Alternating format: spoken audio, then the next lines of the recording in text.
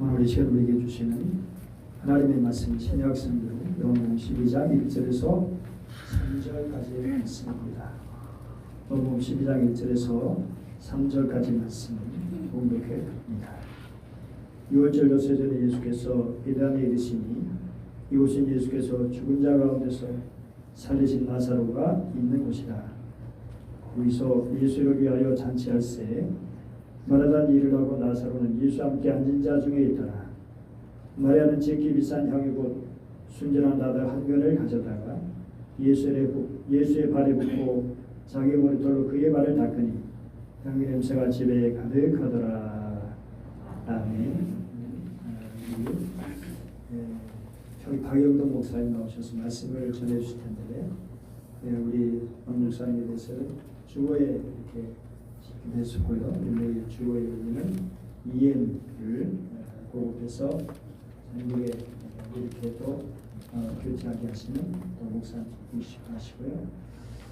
말씀을 통해서 목사님 어떤 분이신지 또 알 수 있고, 또 이 큰배교회나 하늘빛 정만교회 이렇게 보면 들어가서 홈페이지 들어가보면 목사님에 대해서 알 수도 있습니다. 제 목사님 저녁에 오셔서 세미나 강사로 수고하실 텐데 이제 오늘 우리 교회 오셔서 귀한 말씀 전해주시게 됐습니다. 목사님 나오실 때에 할렐루야 하나님 경배드리면서 우리 목사님 맞이하겠습니다. 할렐루야. 반갑습니다.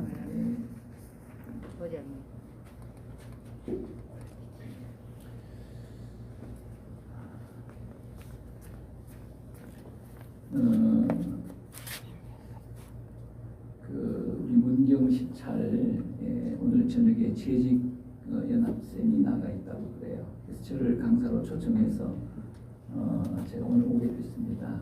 저녁 7시잖아요. 그래서 오늘 주일은 문경에서 주일 예배를 드리고 저녁에 하나님의 말씀을 나누면 좋겠다 그런 생각을 했어요. 그래서 어디 가서 예배를 드릴까 그러다가 우리 박승남 목사님 섬기는 아름다운 교회에서 예배를 드려야 되겠다 이런 생각을 했습니다. 그냥 와서 예배 드리고 저녁에 세미나만 인도하려고 그랬는데 며칠 후에 다시 연락이 왔습니다. 목사님 이렇게 오셨는데 주일날 말씀도 좀 전해 주십시오 이러더라고요. 그래서 제가 승낙을 했습니다. 그렇게 하겠다고. 그래서 오늘 여러분들 뵙게 돼서 너무 감사드리고 또 제가 오늘 이 자리에서 하나님의 말씀을 전할 수 있도록 또 허락해 주신 우리 당의원 장로님들께도 감사를 드립니다. 쉬운 일 아닌데 진짜 알지도 못하는 목사님 강단에 세운다는 건 어렵습니다. 오늘 하나님께서 제게 주신 감동을 가감없이 여러분들에게 나눌 것입니다. 이 말씀 다 기억할 필요 없고요. 오늘 설교 한 편을 듣는 가운데 한 단어만 기억해도 되겠습니다. 한 단어. 한 단어만 여러분의 가슴 속에 기록이 된다고 한다면 오늘 여러분들이 하나님의 말씀을 듣는 게 성공한 사람이다. 그렇게 생각을 합니다. 오늘 하나님의 말씀을 잘 들어주시기 바라고요. 또 오후에 오셔서 저녁에 오셔서 이제 세미나 시간이기 때문에 그때는 설교 형식으로 아니하고 강의 형식으로 하기 때문에 자유롭게 말씀을 전할 것입니다. 또 오늘 귀한 은혜의 시간이 될 겁니다.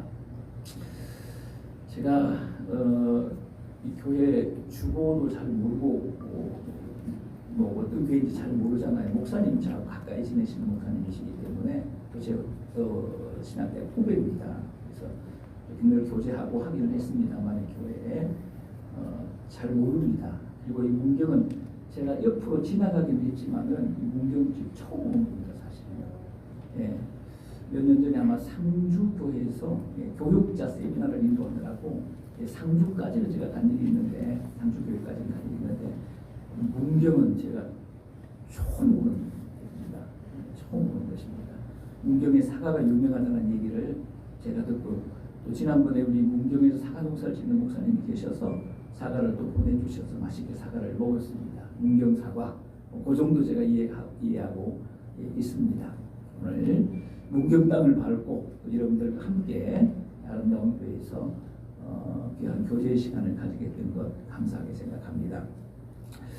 제가 이 주보를 이렇게 보니까는요, 금년에 영의 사람으로 살자, 뭐 이런 거 맞습니까? 보니까 그렇게 기록되어 있더라고요. 영의 사람으로 살자. 이 통해나무입니다. 그래서 오늘 제가 나눌 말씀이 근래 영성이거든요. 설교 제목이 근래 영성, 영의 사람으로 살자. 하나님께서 저를 보내신 거 맞는 것 같습니다. 영의 사람으로 살기 위해서는 오늘 말씀을 여러분들이 반드시 들어야 한다, 그런 생각이 듭니다. 제가 근래 영성, 오늘 설교 제목인데 근래 영성 두 단어로 되어 있잖아요. 하나는 근래라는 단어, 하나는 영성이라는 단어예요. 이 근래라는 말은 설명이 필요 없잖아요. 너무 쉬운 말이기 때문에 설명할 필요가 없어요. 그냥 근래예요. 그렇죠? 근래를 모르는 사람은 아무도 없을 거예요. 근래 그러면 이게 뭐지? 이렇게 이야기하는 사람은 아무도 없습니다. 가까이 있고 그리고 가장 쉬운 설명이 필요 없는 그런 단어예요. 그런데 근래 뒤에 붙은 영성이라고 하는 단어는 많이 들어보기는 했지만은 헷갈리는 거예요. 많이 들어보기는 했지만은 헷갈리는 거예요. 그러니까 쉬운 말이 아니라는 거예요. 우리가 기독교 안에 있기 때문에 영성이라는 말을 많이 들었지만은 영성이 뭐지? 이렇게 생각해도 대답을 못할 수가 없는 그런 단어란 말이에요. 되게 중요한데 굉장히 어려운 개념이다, 그런 말이에요. 그래서 이 영성이 뭐냐고 이렇게 물어보게 되면 목사님들도 한마디로 쉽게 대답을 하지 못합니다. 그만큼 중요한데 어려운 개념이다, 그런 이야기가 되겠습니다. 이 영성이라고 하는 말이 참 어렵기 때문에 학자들마다 영성에 대한 정의가 다 다릅니다. 영성에 대한 여러 가지 책들을 읽어보게 되면 학자들마다 내용은 같습니다만은 다 다른 표현을 써서 영성을 정의하는 그런 모습들을 볼 수 있습니다. 되게 중요한 거고 우리가 꼭 알아야 할 거예요. 알아야 할 거예요. 그 영성이거든요. 그러면 이 어려운 영성이라고 하는 단어를 쉽게 설명하기 위해서 우리가 사용할 수 있는 방법이 있지 않습니까? 그게 뭐냐면 비유법입니다. 어려운 개념을 쉽게 설명하기 위해서 사용하는 것이 바로 비유법입니다. 비유법. 그래서 기독교 이 영성이라고 하는 말을 이 비유로 설명할 때 어떻게 비유할까라고 고민을 했습니다. 이 고민을 하면서 떠오르는 말이 있었는데 그게 뭐냐면은 사람의 몸에 피와 같은 게 영성이다, 이런 생각을 했습니다. 뭐 같다라고 하는 말은 이 비유법이거든요. 영성이 뭘까? 비유법, 비유로 표현을 하면 사람의 몸에 피와 같은 것. 이렇게 설명하게 되면은 영성이 얼마나 중요한지 여러분은 짐작을 하실 것입니다. 여러분, 영성이란 사람의 몸에 피와 같은 것입니다. 그만큼 중요한 거거든요. 여러분, 우리 몸에 있어서 가장 중요한 게 무엇입니까? 중요한 게 여러 가지가 있지만 가장 중요한 것, 가장 필요한 것, 그게 무엇입니까? 피입니다. 피입니다. 피보다 더 중요한 것은 없는 것입니다. 우리 몸에 피가 있으면 살고 피가 없으면 죽는 거예요. 피가 문제가 되면 우리 몸이 어렵게 되는 것입니다. 그만큼 피가 중요한 거예요. 그래서 성경에는 피를 뭐라고 이야기합니까? 피는 생명이다, 이렇게 표현하는 거예요. 피가 뭐냐? 생명이다. 생명보다 더 중요한 게 어디 있겠습니까? 없어요. 그렇죠? 살아야 돈도 있고 살아야 뭐 자식도 있고 살아야 뭐 있는 것이 생명이라는 거예요. 생명. 피는 뭐 생명이라는 거예요. 피보다 더 중요한 것이 없다, 그 얘기를 하고 있는 거예요. 우리 그리스도인에게 있어서 영성이라고 하는 말은 사람의 몸의 피와 같은 것입니다. 참 중요한 거예요. 저는 이 성경을 묵상을 하다가 하나님께서 얼마나 이 영성이라고 하는 것을 중요하게 다루시는지를 깨닫게 되는 시간이 있었습니다. 영성의 이 중요함을 깨달은 말씀이 뭐냐면 창세기 2장 7절이거든요. 이 말씀을 묵상하다 하나님께서 영성을 얼마나 중요하게 생각하는지, 얼마나 중요하게 다루시는지를 깨닫게 됐거든요. 창세기 2장 7절에 보면 두 가지 중요한 표현이 나오는데 흙으로 사람을 지으셨다, 이렇게 말합니다. 흙으로 사람을 지으셨대요. 그 다음에는 생기를 그 코에 불어넣으셨다. 하나님께서 생기를 그 코에 흙으로 사람을 지으시고 그 코에다가 생기를 불어넣으셨다는 거예요. 이 흙으로 사람을 만들어 놓고 무엇을 불어넣었다는 겁니까? 생기를 불어넣었다는 거예요. 생기. 그러면 생기가 무엇입니까? 이 생기라고 하는 말을 원문을 그대로 풀어서 설명을 하게 되면 번역을 하면 하나님의 호흡이라는 말이에요. 하나님의 숨이라는 말이에요. 다른 말로 표현하면 하나님의 영이라는 말이에요. 이게 생기예요. 하나님의 숨, 하나님의 호흡, 하나님의 영. 이게 무엇입니까? 영성이라는 거예요. 이게 영성이라는 거예요. 그러니까 흙으로 사람을 만들어 그 안에 뭘 집어넣었다는 겁니까? 하나님의 영을 집어넣었다는 거예요. 하나님의 숨을 집어넣었다는 거예요. 영성을 집어넣었다는 거예요. 이 영성을 얼마나 중요하게 다루는지 모릅니다. 여러분, 흙 속에 영성이 들어간 것이 무엇입니까? 인간이라는 거예요. 인간. 흙 속에 영성이 들어간 거, 그게 인간이라는 거예요. 저는 이 말씀을 묵상을 하다가 궁금한 것이 있었습니다. 그것은 왜 수많은 물질 가운데 하나님은 흙이라고 하는 재료로 인간을 만들었을까 하는 거예요.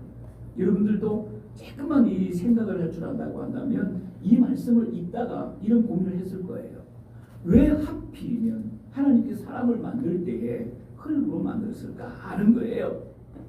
여러분, 인간을 하나님 형상대로 만들었잖아요. 하나님의 형상대로 인간을 만드시는데 흙으로 만드시는 하나님의 의도가 뭐냐 이거예요. 있을 거 아니에요. 있을 거 아닙니까? 여러분, 돌로도 인간을 만들 수 있잖아요. 돌로도, 나무떼기로도, 나무막대기로도 인간을 만들 수 있잖아요. 아니면 말씀으로도 인간을 만들 수 있잖아요. 남자가 되라 그럼 남자가 되는 거예요. 여자가 되라 그럼 여자가 되는 거예요. 이렇게 할 수 있다는 말이에요. 왜 흙으로 인간을 만들었을까 하는 것이에요. 왜 하필이면 흙이냐는 거예요. 분명히 흙으로 만드신 하나님의 의도가 있는 거예요. 아주 명쾌하고 분명한 하나님의 의도가 있는 것입니다. 저는 이것이 궁금했다는 거예요. 이걸 가지고 실험을 했습니다. 이걸 가지고 말씀을 묵상을 깊이 한 적이 있는데요. 그러다가 깨달은 것이 뭐냐 하게 되면 흙영성이라는 거예요. 제가 이 말씀을 연구하다가 제가 만든 단어예요. 흙영성이라고 하는 것을 깨닫게 된 거예요. 흙에다가 영성을 넣은 것이 무엇입니까? 흙영성이에요. 흙에다가 영성을 넣은 거, 그게 흙영성이에요. 이 단어가 깨달아졌어요. 그래서 제가 이 단어를 만들었어요. 흙영성을 가지고 있어야 뭐가 된다는 겁니까? 하나님이 원하시는 인간이 된다는 거예요. 흙영성을 가지고 있어야 하나님이 원하시는 그 인간이 된다는 거예요. 아름다운 인간이 된다는 거예요. 하나님이 기뻐하시는 영광, 하나님께 영광을 돌리는 인간이 된다는 거예요. 흙으로 만들어야. 그래서 하나님께서 흙으로 인간을 만들었다는 거예요. 그렇다면 흙영성이 무엇입니까? 흙영성이 뭐냐 하게 되면 이 세상의 가장 낮은 곳에 있으면서 가장 중요한 물질, 가장 유익한 물질, 여러분 그것이 뭐라고 생각하십니까? 흙입니다. 돈이 아닙니다. 이 세상의 가장 낮은 곳에 있으면서 가장 중요하고 우리 인간에게 가장 유익한 물질, 그것이 무엇이냐 하게 되면 흙이라는 거예요. 한 번만 생각해 보시기 바랍니다. 맞습니다. 흙은 가장 흔하고 가장 보잘것없는 것이지만 가장 낮은 곳에서 우주 만물을 섬기는 아주 중요한 물질이라는 거예요. 흙이 없으면 세상이 안 됩니다.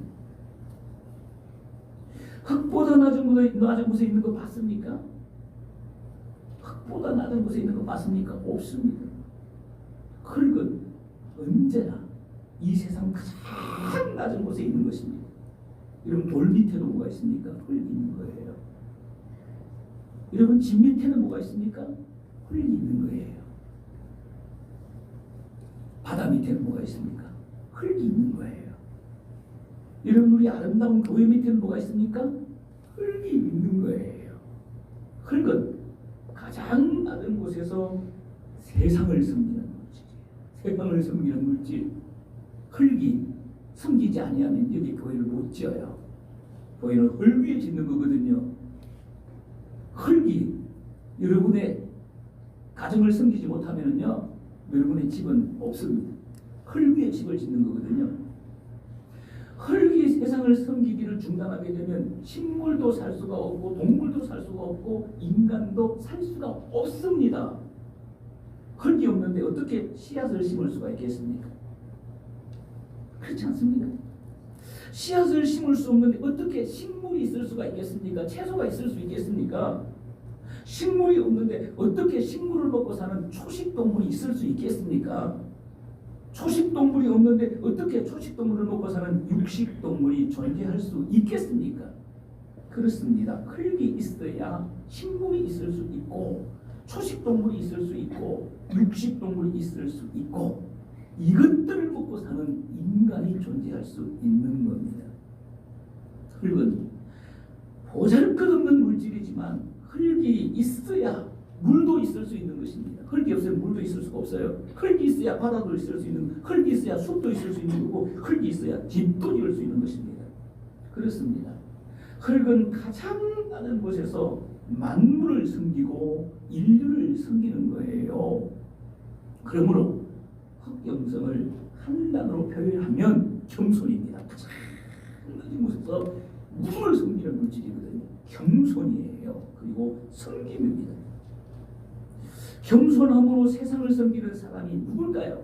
하나님이 원하시는 사람이에요. 겸손함으로 세상을 섬기는 사람, 하나님이 원하시는 사람이에요. 겸손함으로 교회를 섬기는 사람, 하나님의 사람이에요. 하나님 원하시는 사람이에요. 겸손함으로 가정을 섬기는 사람, 그게 하나님이 원하시는 사람이라는 거예요. 이런 사람으로 살라고 하나님은 인간을 흙으로 만드셨다는 것이에요. 이러한 흙처럼 가장 낮은 곳에서 가장 낮은 곳을 섬기는 물건이 있습니다. 여러분 그것이 무엇인지 아십니까? 걸레라는 겁니다. 걸레. 가장 낮은 곳에서 세상을 섬기는 물질. 걸레입니다. 걸레는 인간들이 사는 가장 구석진 곳에 있어요. 좋은 자리에 있지 않아요. 가장 구석진 곳에 있습니다. 여기도 걸레 있을 겁니다. 안 보이잖아요. 가장 구석진 곳에 처박아 놓습니다. 그러면서 이 걸레는 가장 더럽고 가장 낮은 곳을 섬기는 것입니다. 가장 더럽고 가장 낮은 곳을 섬기는 게 걸레라는 거예요. 이 걸레가 부엌이 없다면 부엌이 엉망이 될 것이, 이 걸레가 식당이 없다면 식당이 엉망이 될 거예요. 이 걸레가 교회에 없다고 한다면 교회가 엉망이 될 겁니다. 걸레는 흙처럼 겸손이요 섬김인 것입니다.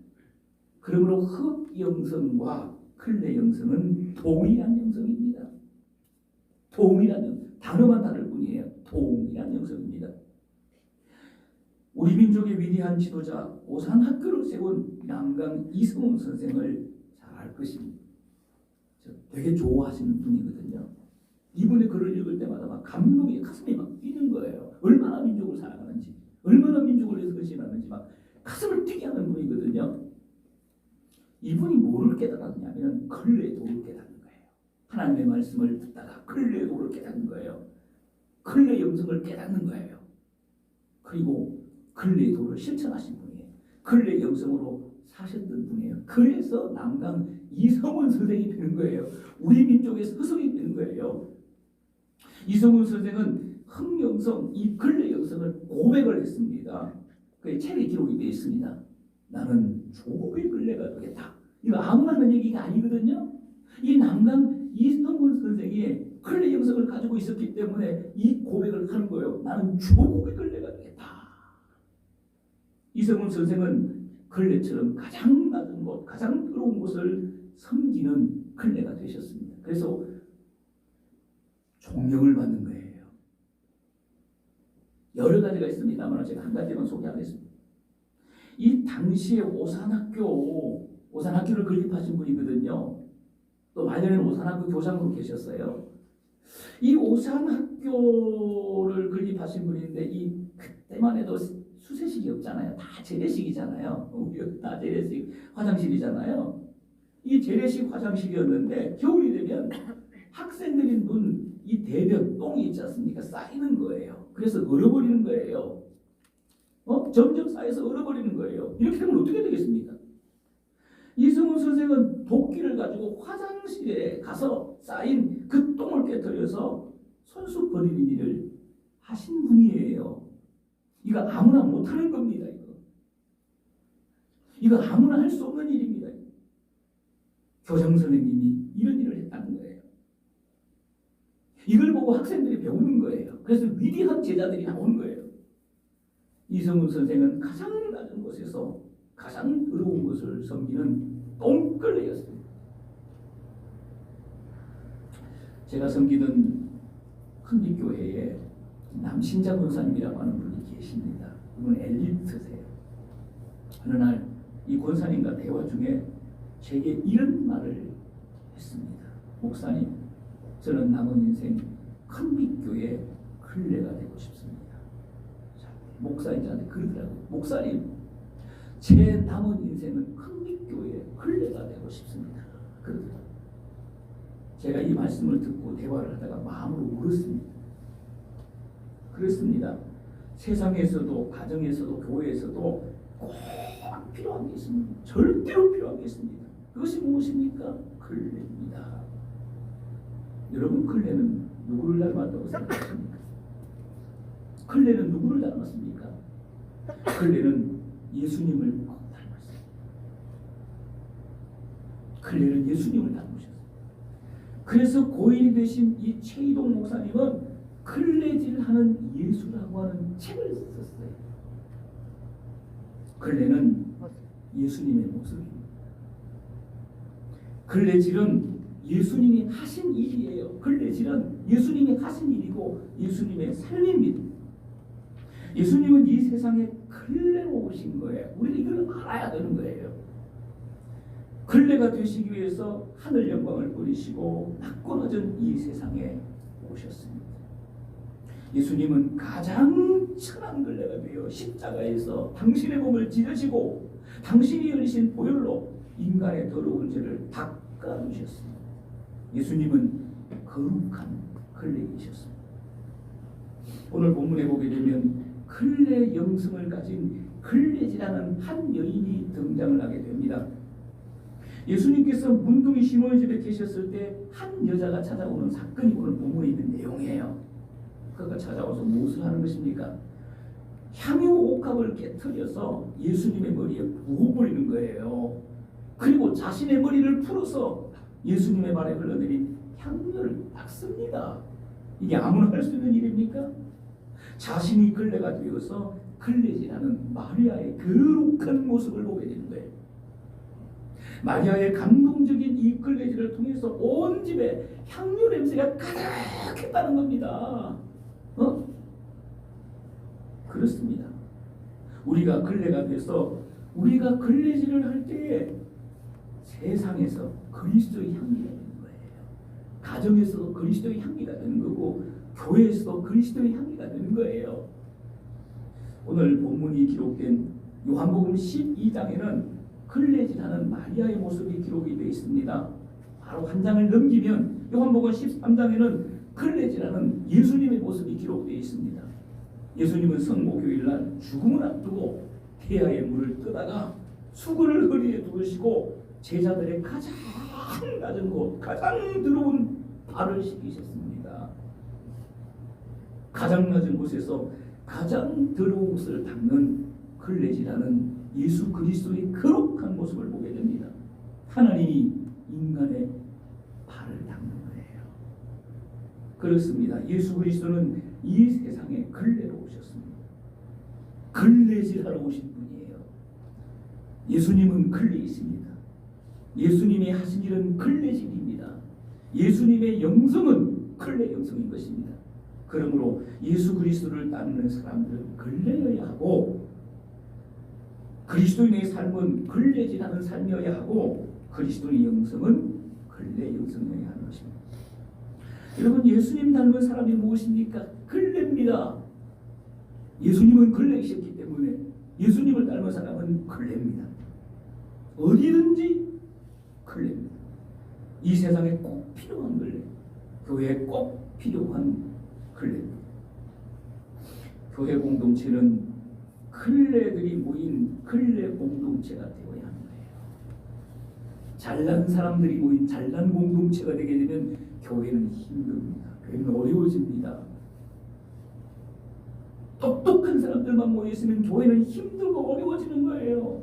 교회 공동체는 예수님을 닮은 클레들이 모인 클레 공동체가 되어야 되는 거예요. 그래야 행복한 교회가 될 수 있는 것이에요. 그래야 천국의 비유가 되는 천국 같은 교회가 되는 거예요. 그래야 부흥하는 교회가 되는 것입니다. 제 이야기를 하면서 오늘 말씀을 마치려고 합니다. 저는 1990년 5월 달에 큰빛교회를 개척을 했습니다.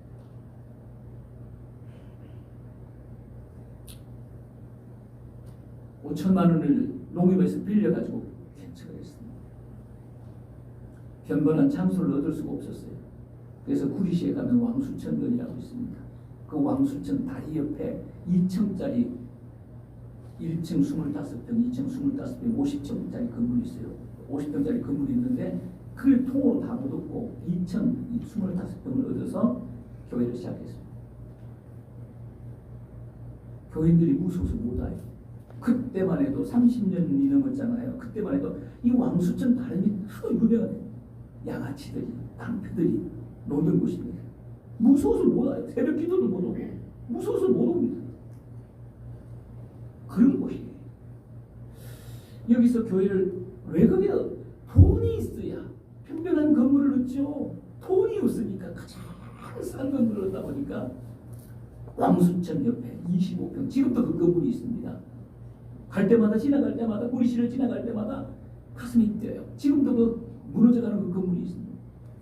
지금 조명 가게를 하고 있더라고요. 제가 여기에서 교회를 개척을 하면서 36살에 교회를 개척했거든요. 새벽에 나가서 기도를 하는데 여기서 평생 목회를 한다는 자신감이 없는 거예요. 야, 교회가 부흥이 되겠나? 이 36살짜리 있지 않습니까? 젊은 나이에 야, 이 교회가 부흥이 되겠나? 내가 목회에 성공할 수 있을까? 이런 생각들이 막 저를 짓누르는 거예요. 영원히 이 교회에서 내가 목회할 수 있겠나? 이런 생각이 오는 거예요. 그래서 새벽에 기도를 하다가 제가 장난삼아 어떤 기도를 드리냐면, 하나님, 정말 제가 다른 교회 안 가고 목회가 돼가지고 30년만 이 교회에서 목회한다면 30년만 탁 하고 교회에서 내려오겠습니다. 장난삼아 새벽에 그런 기도를 드려요. 지금 생각하니까 괜히 그 기도를 드렸어요. 그런데 교회가 됐어요. 교회가 됐더라고요. 교회가 부흥을 하더라고요. 성도들이 막 몰려오더라고요. 한 25년 지났을 때에 생각이 나는 거예요. 교회가 이제 대교회가 된 거예요. 생각이 나는 거예요.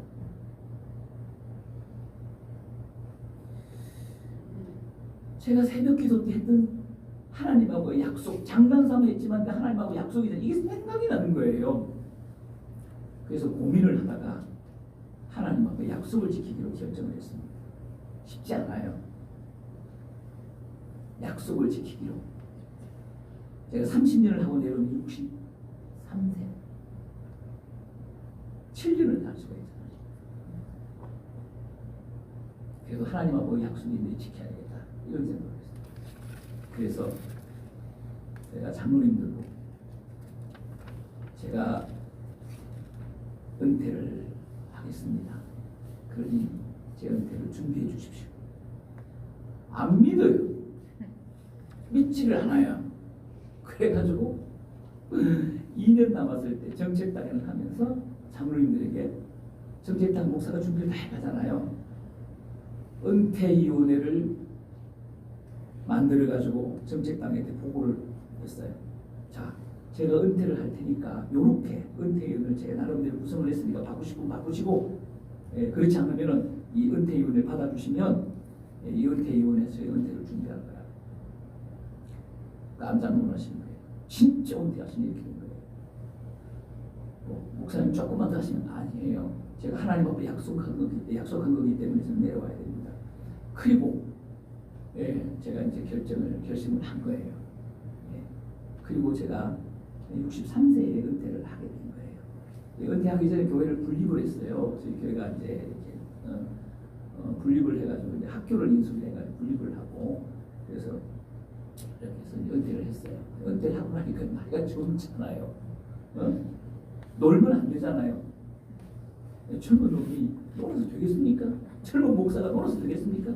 그래서 하나님 앞에 기도를 하는 거예요. 하나님, 제2의 목회를 해야 되는데 제가 어떻게 했으면 좋을까요? 어떻게 제가 앞으로 목회 인생을 살았으면 좋을까요? 제가 이제 그런 고민을 하는데 제 안에 어떤 생각이 뭐냐면 어려운 교회를 섬기자 그런 생각이 오는 거예요. 어려운 교회를 섬기자. 어려운 두뇌교회를 찾아가자. 어려운 농어촌교회를 찾아가자. 산골교회를 찾아가자. 이런 생각이 드는 거예요. 그래서 하나님 앞에 결심했어요. 그래서 저희 집사람하고 기도하면서 결정을 하고 작년 1년 동안 두뇌교회를 다니기 시작해서 40개월을 다녔습니다. 교인이 1명 있는 교회, 교인이 2명 있는 교회, 이런 교회를 찾아가는 거예요. 그런 교회는요, 강사를 못 모셔요. 돈이 없어. 강사가 오지도 않아요. 이런 교회를 가는 거예요. 그래서 교회에서 제네시스를 사줬는데, 제네시스를 쭉 사줘서 타고 다녔는데, 기름값이 많이 들잖아요. 전국을 막, 이렇게 산골 막 다니려니까, 차를 바꿨어요. 제네시스를 팔고, 전기차로 바꿨습니다. 오늘도 전기차 돈 많이 안 들어요. 5만 원이면 뭐 한 달 써요. 전기차로 바꿨어요. 기름 부담이 없는 거예요. 그래서 어려운 길을 찾아가는 거예요. 1명 교인 1000명이라고 생각하고 설교를 하는 거예요. 교인이 2명이면 2000명이라고 생각하고 설교를 하는 거예요. 그냥 뭘 하느냐면 설교하는 게 중요한 게 아니라 그 교회를 찾아가서 저희들이 섬기는 거예요.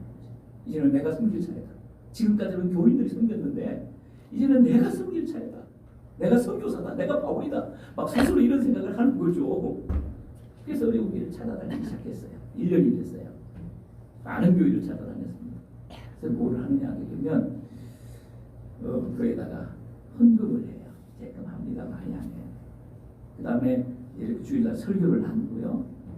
그 다음에 이제 예배가 끝나고 나면 목사님 사모님 모시고 나가서 그 지역에서 가장 유명한 음식점을 모시고 가서 음식을 대접을 합니다.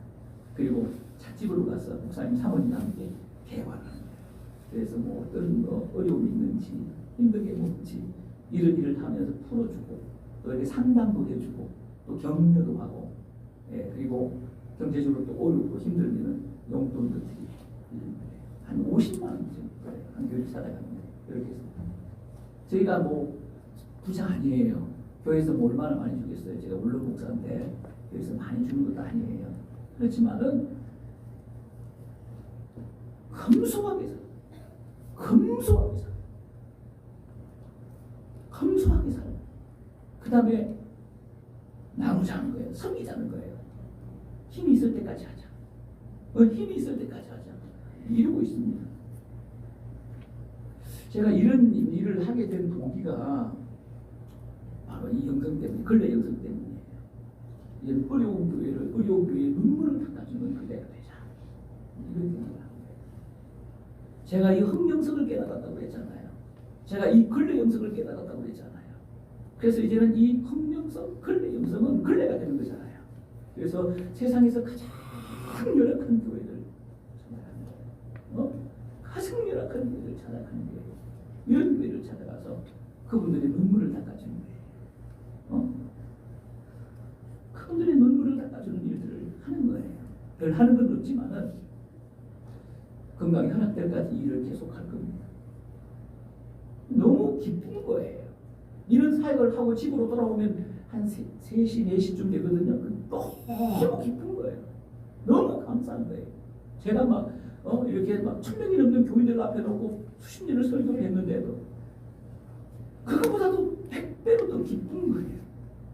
작은 교회를 섬길 때 더 기쁜 거예요. 이런 기쁨을 하나님께서 허락하신 거예요. 너무 행복한 거예요. 뭐 여기는 작은 교회가 아닙니다만 제가 어제 저녁에 4시에 일어났습니다. 잠이 안 와요. 감동이 되는 거예요. 4시에 일어났어요. 그래서 5시에 아침 먹고 7시에 출발해서 도착했습니다. 사랑하는 여러분, 제가 오늘 여러분들에게 드리는 말씀을 정말 하나만 꼭 기억하시기 바랍니다. 예수님은 근래이세요. 예수님은 근래로 오셨거든요. 예수님은 근래시거든요. 우리는 예수님을 닮아야 되잖아요. 예수님을 닮는 게 뭡니까? 근래가 되는 거예요. 우리 아름다운 교회 여러분들 참 수고 많습니다. 이 코로나 상황 가운데 진짜 지금 한국 교회가 무너져가고 있어요. 되게 어렵습니다. 여러분 수고 너무너무 많으시고 고생 많으세요. 여러분들 이 어려울 때에도 여러분들이 닮아야 할 것은 예수님이십니다. 예수님을 닮는 거, 예수님은 근래세요. 근래를 닮는 거예요. 내가 근래가 되는 거예요. 내가 이 힘들고 어려울 때 몸된 교회 근래가 되는 거예요. 클레지를 하는 거예요. 밑바닥을 섬기는 거예요. 가장 낮은 곳을 섬기는 거예요. 그때 하나님께서 가장 큰 기쁨을 주십니다. 가장 큰 기쁨. 제가 큰 교회를 섬길 때 기쁨도 있었습니다만 지금 교회는 1명, 2명, 3명, 4명 이런 작은 교회를 다닐 때 작은 교회에서 말씀을 나누고 목사님 사모님과 교제 나눌 때 너무 기쁨, 너무 행복합니다. 너무 좋습니다. 본교회 출석 안 해요. 원로 목사가 앞에서 갈 시간이 없어요. 이제야 목회의 기쁨, 진정한 기쁨, 큰 기쁨을 누리면서 살아가고 있어요. 너무 감사해요. 너무 감사합니다. 여러분 근래라는 단어를 잊어버리지 마시고요. 예수님이 근래라는 사실도 여러분 잊어버리지 마시기 바랍니다. 예수님이 닮는 것은 근래가 된 거예요. 예수님은 근래지가 오셨거든요. 여러분 근래가 되셔서 근래지를 하십시오. 그러면 여러분들은 축복의 운이에요.